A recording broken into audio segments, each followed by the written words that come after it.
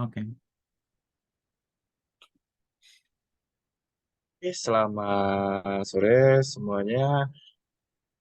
Di sini kita dari kelompok 14, kita mau mempresentasikan terkait proyek kelas kelompok saya untuk mata kuliah Manajemen Teknologi dan Inovasi. Dosen pengampunya Dr. Insinyur Tata atau Taufik MSc IPU dan Profesor Dr. Insinyur Triwijaya.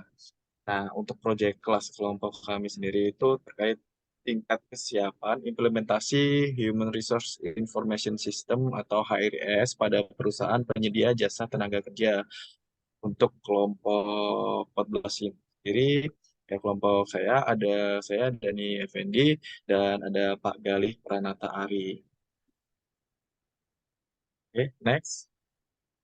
Oke, nah agar Bapak Ibu sekalian yang menonton bisa lebih kenal, jikalau nanti kita ketemu di lain waktu bisa saling. Next. Untuk abstrak sendiri adalah peranan perkembangan teknologi terhadap pengelolaan sumber daya manusia di masing-masing perusahaan itu adalah sangat signifikan ya terhadap perkembangan perusahaan tersebut. Pengelolaan sumber daya manusia gimana sih yang efektif dan efisien itu menjadi perhatian setiap perusahaan saat ini dan selaras dengan tujuan Disnakertrans dalam implementasi sistem informasi. Nah, HRIS ini sendiri adalah salah satu perkembangan teknologi dalam meningkatkan efisiensi serta otomatisasi dalam pengelolaan sumber daya manusia. Jadi tantangan untuk implementasi HRIS sendiri adalah manajemen perusahaan selanjutnya adalah terhadap kesiapan para pengguna untuk mengimplementasikan HRIS dalam mencapai tujuan perusahaan. Oke, next. Nah, untuk pendahuluan itu kait proyek kelas kita, gimana sih pengelolaan sumber daya manusia di perusahaan ya mulai dari fungsi SDM ataupun fungsi supporting ya. Daya manusia sendiri dalam manajemennya kita ketahui eh, ada fungsi rekrutmen, ada fungsi benefit dan remunerasi, ada fungsi hubungan industrial.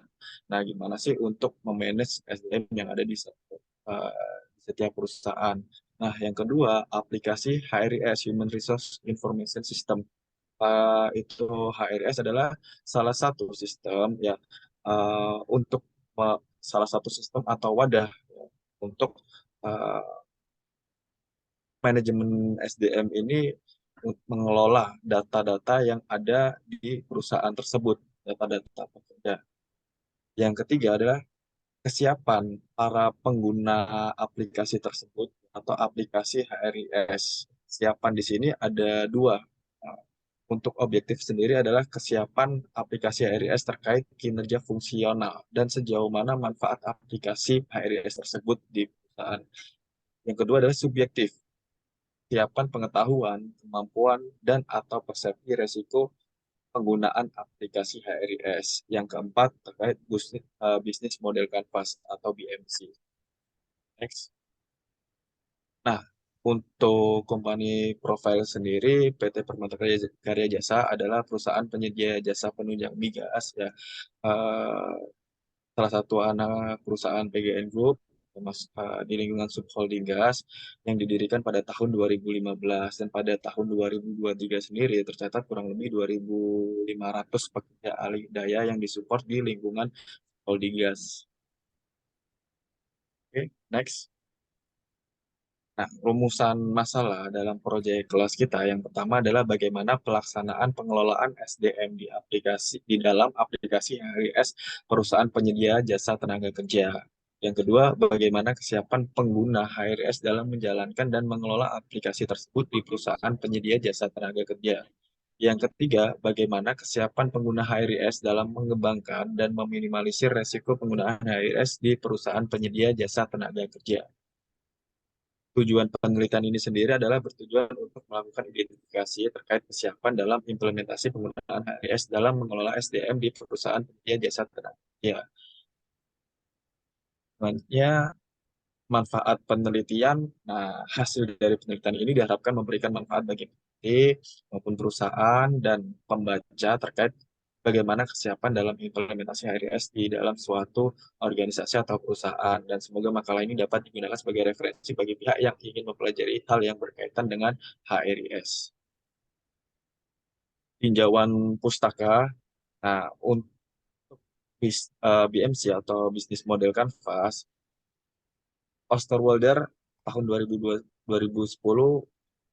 menjelaskan bahwa bisnis model Canvas adalah salah satu alat strategi yang digunakan untuk mendeskripsikan sebuah model bisnis dan menggambarkan dasar pemikiran tentang bagaimana organisasi tersebut menciptakan, memberikan, dan menangkap suatu nilai. Bisnis model generation lebih populer dengan sebutan bisnis model Canvas, merupakan suatu alat untuk membantu kita melihat lebih akurat rupa usaha yang sedang ataupun yang kita jalani. Ubah konsep bisnis yang rumit menjadi sederhana yang ditampilkan pada satu lembar kanvas berisi rencana bisnis dengan 9 elemen kunci yang terintegrasi dengan baik di dalamnya, mencakup analisa strategis secara internal maupun eksternal perusahaan. Nanti kita akan lebih jelaskan lebih detail terkait 9 elemen itu apa aja ya.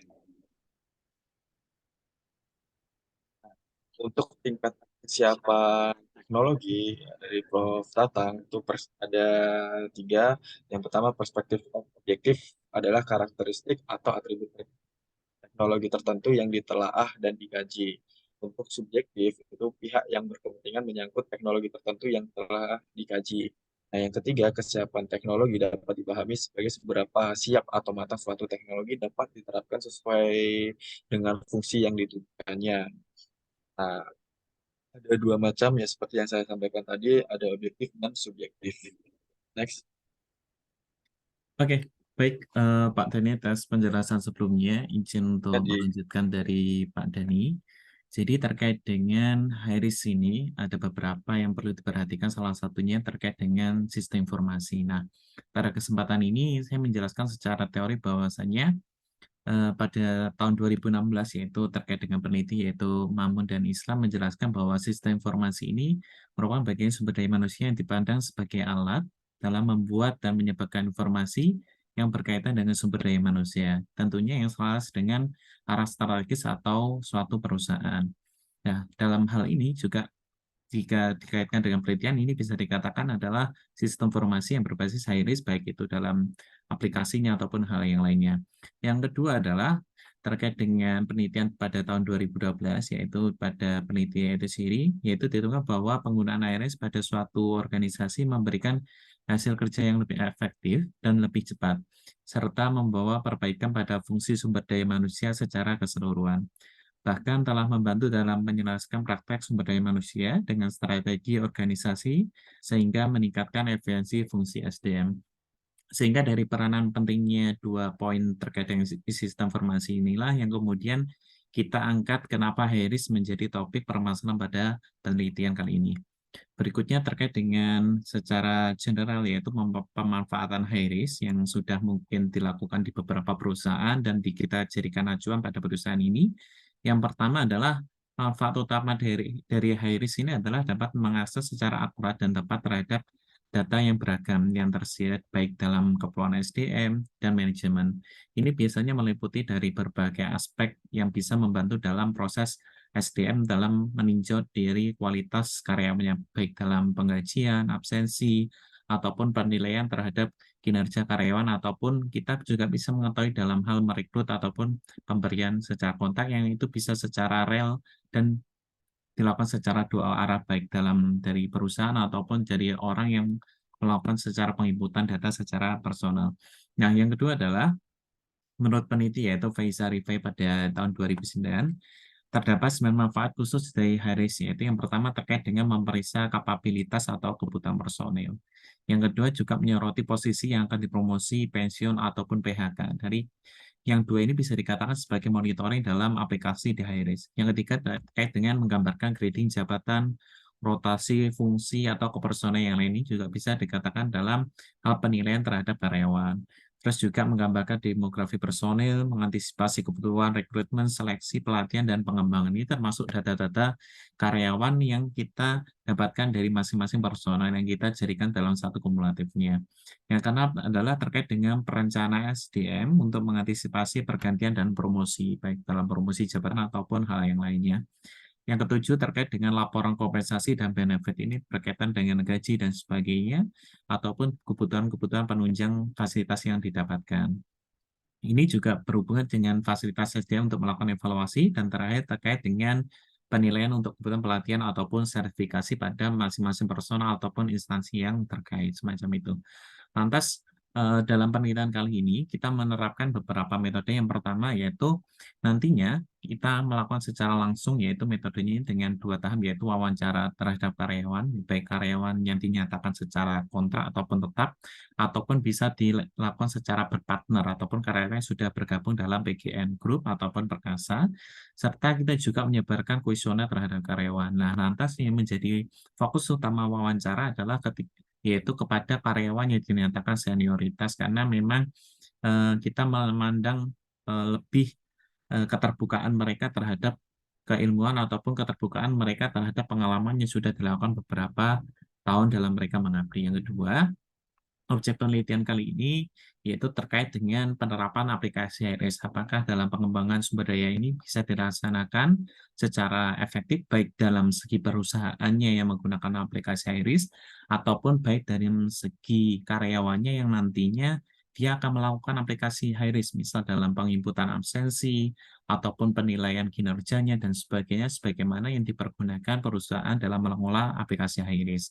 Yang ketiga, dalam metode penelitian ini, lokasi dan waktu penelitian dilakukan pada perusahaan dengan responden karyawan tetap atau kontak di perusahaan penyedia tenaga kerja di Surabaya, di mana kali ini lokasi dan waktunya adalah bersifat fleksibilitas, karena memang PGN Group juga bekerjasama di beberapa perusahaan, sehingga mereka memonitoring dari beberapa anak perusahaannya.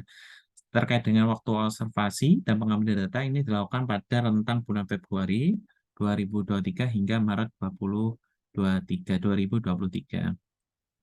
Lantas terkait dengan tahapan pengambilan data, yang pertama nanti peneliti akan mendatangi lokasi perusahaan terkait dengan penyedia jasa tenaga kerja, baik secara langsung ataupun tidak langsung, baik secara bertemu ataupun lewat komunikasi by phone dan sebagainya. Kemudian peneliti akan mewawancari ke beberapa pekerja terkait dengan eh, hasil pertanyaan yang sudah nantinya kita kelola terkait dengan rumusan masalah, baik itu dalam segi perusahaan, apakah sudah penerapannya maksimal, ataupun nanti dari responden karyawan terkait dengan mereka efisiensi terkait pengguna iris dan sebagainya, dan juga melakukan hasilnya dan juga melakukan hasil pencatatan wawancara yang dan juga dilakukan dokumentasi perusahaan. Yang ketiga juga kita nanti akan melakukan yang namanya penyebaran kuesioner. Kenapa juga dilakukan penyebaran kuesioner? Ini adalah kita langkahnya agar data yang kita terima ini lebih meluas atau menjaring, karena sifatnya bahwasanya di PGN Group ini ada beberapa suplemen yang tentunya tidak semuanya setiap hari ada di perusahaan, sehingga perlu adanya kuesioner yang bersifat fleksibel agar bisa mereka mengisi secara efisiensi dan sebagainya. Nah, dari hasil wawancara dan kuesioner ini nanti yang kemudian kita olah datanya, baik dalam Fishbone dan DMC dan sebagainya, yang nanti kita akan mendapatkan jawaban dari rumusan permasalahan yang sudah kita tentukan. Terkait dengan waktu penelitian dilakukan pada Februari hingga Maret 2023. Terkait dengan kerangka berpikir penelitian, maka kita mulai dengan proses tadi, yaitu memulai dari awal, yaitu sudah kita lakukan di awal semester ini, kemudian yaitu dirangkum di mata pelajaran MTI, Manajemen Teknologi Informasi oleh Pak Tatang, sehingga kita waktu itu menentukan topik permasalahan terkait dengan bagaimana pengembangan SDM perusahaan dengan teknologi. Salah satunya yang diangkat permasalahannya adalah pengembangan high risk yang saat itu sudah dilakukan di asistensi juga. Dan selanjutnya kita juga melakukan studi literatur ini yang sudah kita lakukan, yaitu terkait dengan penetapan di high risk, yaitu kita juga melakukan di kesiapan perusahaan dalam penerapan teknologi baru, karena basisnya di perusahaan sudah ada high risk-nya. akan tetapi apakah dirasa sudah efisiensi penggunaannya, dan apakah semua pengguna, baik itu dari segi perusahaannya yang untuk mengolah datanya, ataupun dari personal karya yang menggunakannya, apakah sudah mereka menguasai dan sebagainya. Serta yang kedua terkait dengan aplikasi Harris ini, apakah bisa dikatakan nanti menunjang SDM ini juga kita mencari studi literatur, serta kita merancang penelitian yang ini juga kita akan merancang terkait dengan pertanyaan-pertanyaan serta metode. Yang berikutnya terkait dengan tahap pengumpulan data, yaitu pengumpulan data ini kita melakukan dengan dua metode yang sempat tadi saya singgung, yaitu terkait dengan wawancara secara langsung, serta pengiriman dari kuesioner yang akan dibagikan kepada karyawan, serta beberapa hal terkait, baik itu ke lembaga yang bekerja sama dan sebagainya. Dari data inilah yang kemudian nanti akan kita kelola secara langsung untuk dikumpulkan menjadi satu dan dianalisis data. Kan tetapi hipotesis sementara diprediksi bahwasanya penggunaan aplikasi Harris ini bisa dalam pengembangan SDM di perusahaan tenaga kerja saya dengan nanti notabene ada beberapa catatan khusus, misal dalam penerapan pelatihan lebih lanjut dan sebagainya. Itu hanya hipotesis sementara karena memang untuk lebih lanjutnya ini masih kita tahap di bab 3, yaitu tahap perancangan dan analisis pengambilan data. Untuk hasil akhirnya nanti akan dijelaskan di tahap pada minggu ke-16. Serta nanti terkait dengan kesimpulan saran ini yang akan kemudian juga dijelaskan pada minggu ke-16.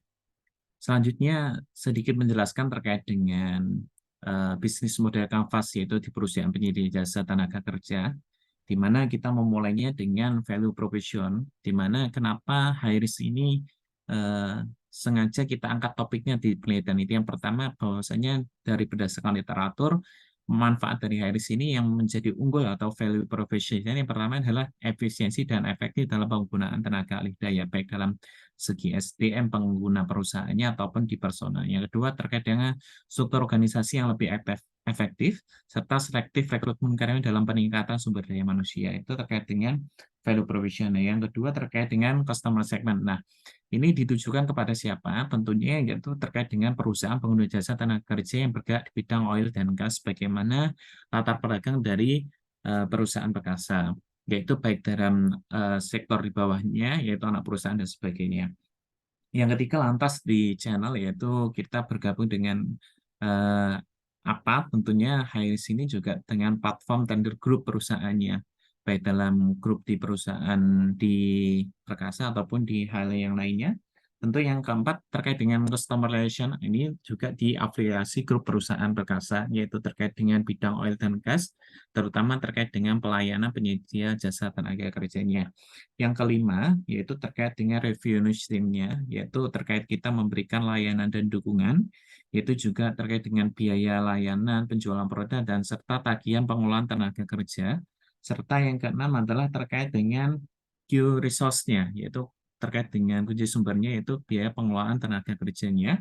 Dan yang ketujuh dengan aktivitasnya, yaitu key activity-nya, yaitu terkait dengan bagaimana pengelolaan tenaga kerja, termasuk dari travel management, training, sertifikasi, event organizer, dan sebagainya. Lantas yang nomor 8 terkait dengan partner kita, yaitu terkait dengan perusahaan penyedia jasa tenaga kerja, tentunya kita juga tidak lepas dengan namanya di Tenaga Kerja Trust, juga platform job portal yang ada di berbagai media.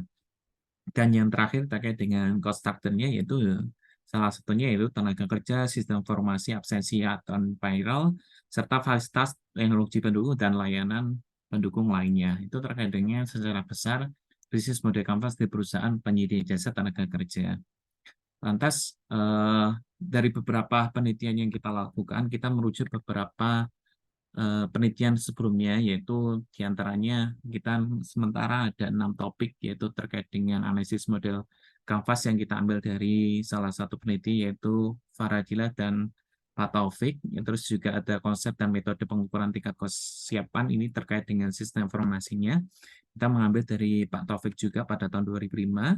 Juga merancang terkait dengan teknologi road mapping, ini juga kita menjadi acuan yang kemudian kita menggunakan di bisnis model Canvas-nya juga, dan juga menggunakan acuan sebagai perspective of management at account of human resource information system ini untuk akhirnya pada merujuk pada peneliti Mamun dan Islam pada tahun 2016, serta ciri yaitu terkait dengan efektivitas high risk yaitu tahun 2012 dan manajemen sumber daya manusia untuk perusahaan. Ini juga merujuk pada peneliti yaitu Riva dan Faisal pada tahun 2009. Untuk selanjutnya terkait dengan hasilnya serta analisis terkait kesembuhan saran nanti akan dijelaskan di tahap berikutnya pada minggu ke-16.